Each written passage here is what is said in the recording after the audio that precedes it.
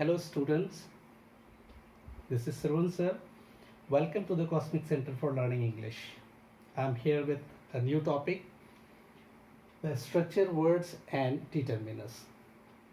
I'm taking forward the same fundamentals of grammar which we had discussed in the last video.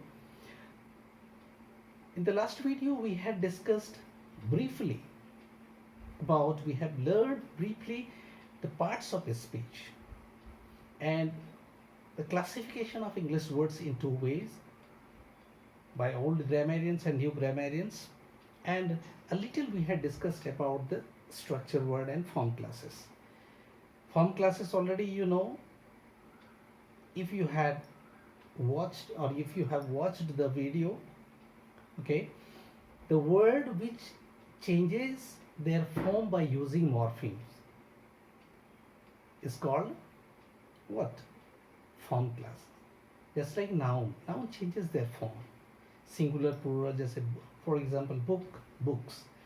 One more thing students, I'm constantly getting requests from last 2-3 days that I must use bilingual method while teaching because many of my students are from the Hindi medium school. So I will keep switching from Hindi to English, English to Hindi. Please, you get the thing in the right way, but don't get into the bilingual method. You be your own, okay? But while teaching, I will try to make all the students understand, okay? And I will make you learn everything. Now come to the topic here. Let's start. That is structure words. Structure words are the words which do not change their form. They remain the same. Now all those structure words have been classified into these category here. 7 categories are there. First, determiners. What is determiners? Have you read? Have you gone through? Have you heard this word? Determiners are the word which determines that noun is sure to come after that, okay, or after them in a sentence. अगर किसी sentence में determiners किसको कहते हैं, structure word पहले किसको कहते हैं, मैं थोड़ा हिंदी में एक्सप्लेन करना चाहूँगा कि उन सारे शब्दों को, इंग्लिश के जितने भी शब्द हैं, जितने भी वर्ड्स हैं, उसको पुराने ग्रामेरियंस ने पार्ट्स ऑफ स्पीच करके 8 भागों में बांटा है. लेकिन हमारे जो मॉडर्न ग्रामेरियंस हैं उन्होंने उन 8 पार्ट्स ऑफ स्पीच कैटेगरी में जितने वर्ड्स बांटे गए हैं उसको मुख्य रूप से 2 भागों में बांटा है. एक फॉर्म क्लासेस.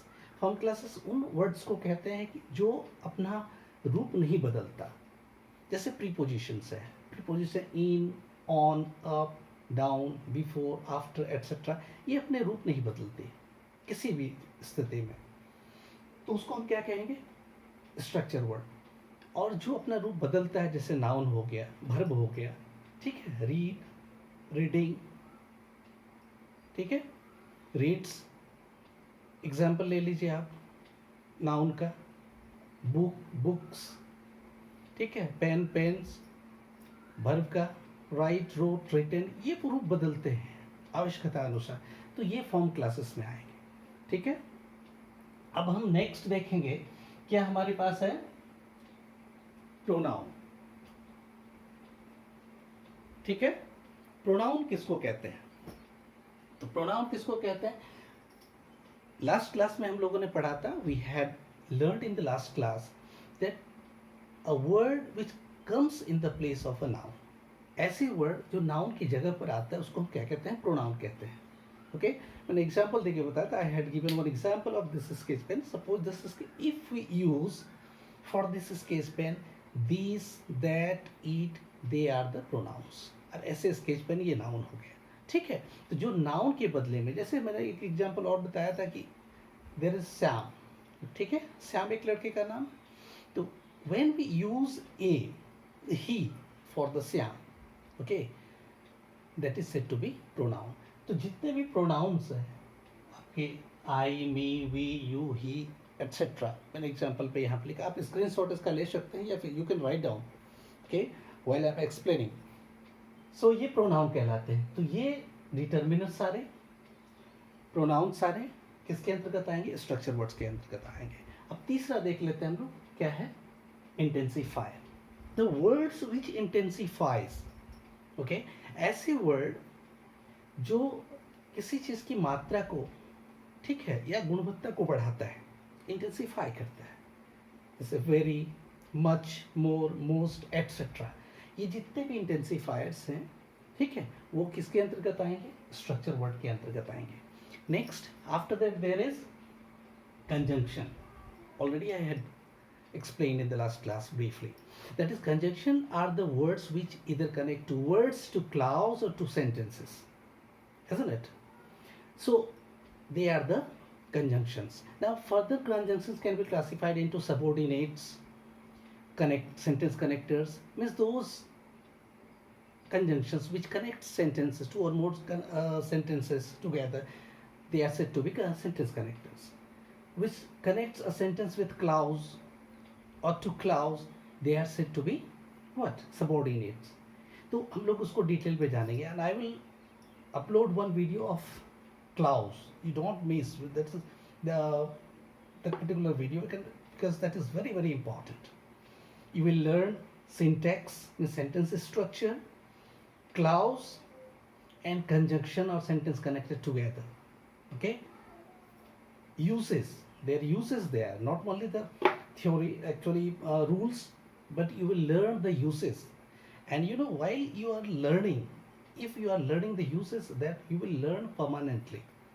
ठीक है, अगर आप उसके प्रयोग को अगर देखेंगे, आप रूल्स तो मैं बताऊंगा, साथ में उसका प्रयोग, तो प्रयोग और रूल जब आप एक साथ से आप जानेंगे तो फिर भूलेंगे नहीं कभी आप। और अगले जब एडवांस होंगे, अभी ये ट्रायल में चल रहा है, अभी एक दो video, when you will have the advanced video, you will learn while you are watching the video. You don't have to go through the books again, I'm sure. ठीक है, तो आगे आप ध्यान देंगे, कोई मिस नहीं करेंगे कोई वीडियो। लेकिन एक चीज़ मैं आप लोगों से रिक्वेस्ट करना चाहूँगा कि मैं आप लोगों के सामने लाइव आ पाऊँ, इसके लिए सब्सक्राइबर की संख्या बढ़ना बहुत ज़रूरी है। तो आप लोग शेयर करें, अधिक से अधिक सब्सक्राइब करें, ताकि फिर लाइव में आऊँगा तो फिर आप उसका अधिक लाभ ले पाएंगे। But you will continue having videos आपको मिलते रहेंगे हर टॉपिक पे। इंग्लिश का कोई भी पहलू नहीं छोड़ा जाएगा इंग्लिश सीखने का, जिसका मैं वीडियो अपलोड न करूँ। लेकिन अगर लाइव स्ट्रीमिंग होना शुरू हो जाएगा तो फिर आप बहुत लाभान्वित होंगे। You can be in direct contact with me, you can ask questions, you can get reply, but आप कमेंट भी करेंगे, you will give the feedback also. Okay, now see, fourth is the conjunction, which I already explained. The words which used to connect two or more sentences, two or more words or clauses together. Okay, तो उसको कहते हैं जो दो word को जोड़ता है, दो क्लाउज को जोड़ता है, या दो से अधिक सेंटेंस को आपस में जोड़ता है। ठीक है, आगे क्वेश्चन वर्ड्स, जितने भी question words. What is question word? The words by which we can ask question, by which question can be asked. ठीक है, मतलब ऐसे वर्ड्स जिससे प्रश्न पूछे जा सकते हैं या जिसके द्वारा प्रश्न पूछा जा सकता है, तो वो क्या कहलाता है? क्वेश्चन वर्ड कहलाता है। जैसे when, what, where, how, etcetera, ये सारे किस में आएंगे? स्ट्रक्चर वर्ड में। Next come to the preposition. What is preposition? In the last class I had explain this one also briefly. Prepositions are the word which establishes relation between two noun or pronoun in a sentence. कि एक वाक्य में दो या दो से अधिक noun के बीच में जो संबंध स्थापित करता है उसको हम क्या कहते हैं? प्रीपोजिशन कहते हैं। जैसे मान लीजिए ये चौक है, स्केच पेन है, ये मेरे हाथ में, मैंने लास्ट क्लास में एग्जांपल दिया था। हाथ और इसके बीच में एस्टेब्लिश कौन करता है? रिलेशन कौन एस्टेब्लिश करता है? In. The sketch pen is in my hand, the book is on the table. तो बुक एक नाउन है, टेबल एक नाउन है, दोनों के बीच में कौन रिलेशन एस्टेब्लिश कर रहा है? ऑन। ठीक है, next come to the auxiliaries. What is auxiliary? Auxiliary is helping verb. ठीक है, auxiliaries are the helping verb, they do not change their form, वो भी अपना फॉर्म नहीं बदलता। They are the structure words, is, are, am, was, were, has, have, can, could, may, might, etcetera. ठीक है, तो ये हम जान लेंगे कि क्या है? Structure words. Next is determiners. अब हम लोग डिटर्मिनर में हो जानेंगे डिटेल में। तो डिटर्मिनर के अंतर्गत कितने, हालांकि ये स्ट्रक्चर वर्ड्स के ही पार्ट हैं, लेकिन डिटर्मिनर्स के अंतर्गत कौन कौन आते हैं, फिर हम कंफ्यूज नहीं होंगे, फिर हम क्लियर कट फिगर हमारे पास आ जाएगा कि हम स्ट्रक्चर वर्ड में कौन कौन आता है, फिर हम कभी उसके फॉर्म को चेंज नहीं करेंगे। ठीक है, तो डिटर्मिनर्स के अंतर्गत आर्टिकल्स, पजेसिव्स, डेमोन्स्ट्रेटिव्स, क्वांटिटेटिव्स, नंबर्स और डिस्ट्रीब्यूटिव्स आते हैं। तो आर्टिकल्स किसको कहते हैं, हम जानते हैं ए एंड दी। तो ए एन इंडिफिनिट आर्टिकल कहलाता है। ठीक है, क्योंकि वो डिफिनिट नहीं करता है। कोई भी डिटर्मिनर जब है तो डिटर्मिनर्स किसको कहते हैं, पहले अभी मैंने बताया था कि डिटर्मिनर मतलब होता है कि ऐसे शब्द जिसके बाद नाउन का आना निश्चित होता है, तो उसके बाद जो नाउन आएगा तो उसकी संख्या कितनी होगी, ठीक है, उसकी संख्या कितनी होगी ये निर्धारित कौन करेगा, डिटर्मिनर करेगा। ठीक है, तो उसमें ए एन इंडिफिनिट है, वो संख्या नहीं कंफर्म करता कि कितना है, लेकिन दी जब प्रयोग करेंगे तो दी किस में आता है, वो डिफिनिट आर्टिकल्स में आता है। जैसे ए नंबर ऑफ बॉयज, ठीक है, एक एग्जांपल मैं दे रहा हूँ, ए नंबर ऑफ बॉयज मतलब क्या होता है कि बहुत संख्या में लड़के जो है, ठीक है, लेकिन बहुत संख्या में संख्या निर्धारित नहीं है कितना है, लेकिन जब द नंबर ऑफ बॉयज का हम प्रयोग करेंगे तो इसका मतलब संख्या ज़्यादा है, बड़ा है, लेकिन वो कितना है ये कंफर्म होता है, चाहे वो 50 हो 60 हो, the number is 50 60 100 200 2000 1000, that doesn't matter, but that is different. Did you understand? तो ये आपके आर्टिकल्स हो गए। अब हम लोग एक वीडियो स्पेशल आर्टिकल पे अपलोड करूंगा जिसमें उसके यूसेस हम डिटेल में जानेंगे। Okay, next is possessives. All possessives they come under pronoun. Okay, तो possessives which shows possession, जो हमें अधिकार दिखाता है, ऐसे शब्द जिससे अधिकार का बोध होता है, जैसे my, his, our, their, etc. possessives के बाद आता है आपका demonstratives. demonstratives जिससे दर्शाया जाता है, जैसे these, that, these, those, ऐसे वर्ड जो दर्शाता हो किसी चीज को। ठीक है, उसके बाद तो नाउन आना निश्चित होता है, ये डिटर्मिनर है, जैसे दिस बुक, दैट मैन, ठीक है, दीज गर्ल्स, तो ये क्या होता है, डेमोन्स्ट्रेटिव होता है। डेमोन्स्ट्रेटिव्स ये भी डिटर्मिनर में आते हैं। उसके बाद आता है क्वांटिटेटिव्स। क्वांटिटेटिव्स मतलब जो मात्रा बताता है, जैसे मच, मोर, मेनी, एनफ, सफिशिएंट एटसेट्रा, जो संख्या को, ठीक है, वो उसके क्वांटिटी को बताता है, उसको हम कहते हैं देन क्वांटिटेटिव्स। फिर आता है नंबर, सारे नंबर्स, ऑल द नंबर्स, सारी संख्या, कार्डिनल ऑर्डिनल दोनों, जैसे ऑर्डिनल में फर्स्ट, सेकंड, थर्ड, फोर्थ, उसके बाद कुछ आना निश्चित रहता है, जैसे first man, first person, second boy, ऐसा। उसी तरह से 1 2 3 4 5 6 इंडेफिनिट, इन्फिनिट तक जब इतना जाएगा, ठीक है, ये सारे नंबर्स कार्डिनल ऑर्डिनल दोनों ही किसके अंतर्गत आते हैं, नंबर्स के अंतर्गत आते हैं, और वो किस में आएंगे, डिटर्मिनर में आएंगे, और डिटर्मिनर किस में आएंगे, स्ट्रक्चर वर्ड में। अगला है डिस्ट्रीब्यूटिव्स। डिस्ट्रीब्यूटिव्स जिससे डिस्ट्रीब्यूशन होता है ना, उसका विभाजन दिखाता है, जैसे each, every, either, neither etcetera.